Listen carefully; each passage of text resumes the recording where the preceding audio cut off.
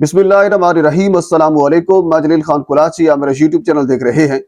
गुजरे वाला 8 फरवरी का एलानिया मंसूबा पाकिस्तान मुस्लिम लीग नून ने जो बनाया है, इस मंसूबे को नाकाम बनाने के लिए पाकिस्तान तहरीक इंसाफ ने अपना एक सरप्राइज आज तैयार किया है, वो आपके सामने रखना है।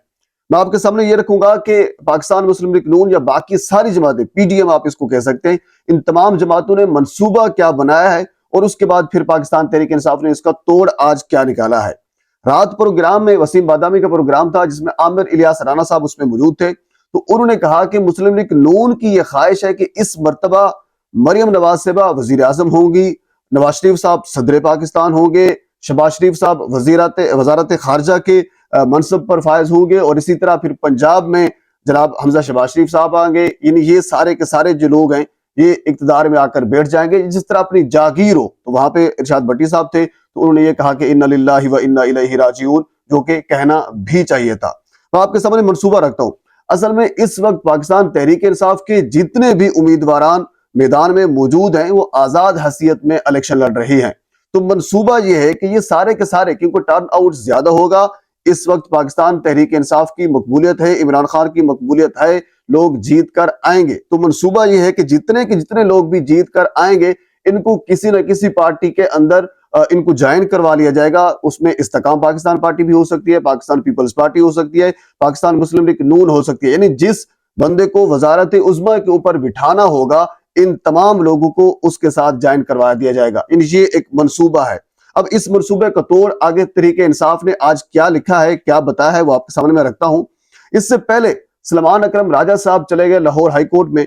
उन्होंने बाकायदा एक पिटीशन दायर की है और उसमें उन्होंने कहा है कि हमने जो कागजात नामजदगी जमा कराए थे उसमें हमने वाज़ेह तौर पर यह लिखा था कि हम पाकिस्तान तहरीक इंसाफ के उम्मीदवार हैं। यानी सिंबल जो पार्टी का एक सिंबल था, बल्ला था, वो उनसे छिन गया था। जमात को कलअदम करार नहीं दिया गया था। जमात पाकिस्तान तहरीक इंसाफ आज भी एग्जिस्ट करती है। इनके जो निशानात हैं वो अलग अलग हो सकते हैं, जमात को कलअदम करार नहीं दिया गया था। ये उन्होंने पिटीशन दायर की है। लेकिन मैं पिछले कई कह लीजिए वो दिनों से देख रहा हूं, पाकिस्तान तहरीक इंसाफ की तकरीबन जो 90% जो दरखास्तें हैं वो अली बाकर नजवी साहब है उनके सामने लगती है। तो ये दरखास्त भी उनके सामने लगी और उन्होंने एक मरतबा फिर ये मामला जो है वो इलेक्शन कमीशन के ऊपर डाल दिया कि अब इसका मामला इलेक्शन कमीशन जो है वो सॉल्व करेगा। अब इलेक्शन कमीशन क्या फैसला करेगा आप भी बेहतर जानते हैं, मैं भी जानता हूं, पूरा पाकिस्तान पूरी दुनिया जानते हैं। अब बिल आखिर ये मामला जो है वो जाएगा सुप्रीम कोर्ट ऑफ पाकिस्तान में। तो आपको याद होगा जब बल्ले के निशान का मामला चल रहा था तो जस्टिस काजी फाइज ईसा ने वाज़ेह तौर पर यह कहा था कि आप बतौर पार्टी इलेक्शन लड़ सकते हैं, आपको इलेक्शन लड़ने से कौन रोक रहा है। ये जस्टिस काजी फाइज ईसा के अल्फाज थे। यानी आज अगर वो अपनी बात से मुकर जाते हैं या फिर कह लीजिए इधर उधर हो जाते हैं तो फिर एक और मसला है, लेकिन वो पहले ये कह चुके हैं कि आप बतौर पार्टी इलेक्शन लड़ सकते हैं, आपको इलेक्शन लड़ने से कोई नहीं रोक रहा। जमात को कलअदम करार नहीं दिया गया था। तो ये मामला बिल आखिर जाएगा। अब इसका सरप्राइज जो इसका तोड़ है वो तहरीक इंसाफ ने ये दिया है कि 8 फरवरी को इंतखाबात होने हैं, तो 5 फरवरी को पाकिस्तान तहरीक इंसाफ ने ये ऐलान किया है कि वो इंट्रा पार्टी इलेक्शन कराएंगे। अब अगर इंट्रा पार्टी इलेक्शन 5 फरवरी को जो होने आए हो जाएंगे और उसके बाद फिर उनको मान लिया जाए तो फिर जाहिर सी बात है बल्ले का निशान जो है वो वापस आ जाएगा। फिर तो तहरीक इंसाफ एक मरतबा और मजबूत हो जाएगी।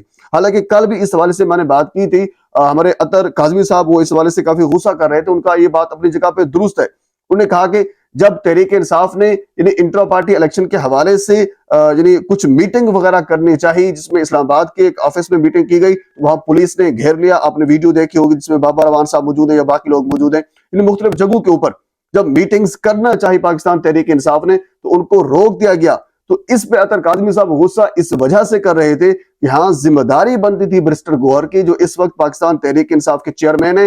उन्होंने बाकायदा तौर पर फौरन ही रुजू करना चाहिए था सुप्रीम कोर्ट ऑफ पाकिस्तान से, क्योंकि पिछली मरतबा भी जब ये कहा गया था कि हमने यहाँ पे इंतखाबात जो इंट्रा पार्टी इलेक्शन है हमने नहीं करवाए, हमने वहां जाकर इंट्रा पार्टी इलेक्शन जो है वो करवाए। तो ये पूछा गया था जस्टिस साहब की जानिब से कि अगर आपको यहाँ कोई तंग कर रहा था, अगर आप यहाँ पे इंटर पार्टी इलेक्शन नहीं करवा सकते थे तो आपने हमें बताना चाहिए था, हम आपको सिक्योरिटी देते, तो कम से कम ये वाला जवाब जो है ये खत्म हो जाता। اس میں فوراً ہی سپریم کورٹ آف پاکستان کا دروازہ کھٹکھٹانا چاہیے تھا اور یہ بتانا چاہیے تھا کہ ہم نے انٹرو پارٹی الیکشن کے حوالے سے کچھ میٹنگز کرنا چاہیے، جس کی فوٹیج بھی ہمارے ساتھ موجود ہے۔ تو انتظامیہ نے ہمارے ساتھ تعاون تو دور کی بات ہے، ہمیں بھرپور روکنے کی کوشش کی گئی، تو ہم آگے کیا کریں، یہ ان کی ذمہ داری بنتی تھی۔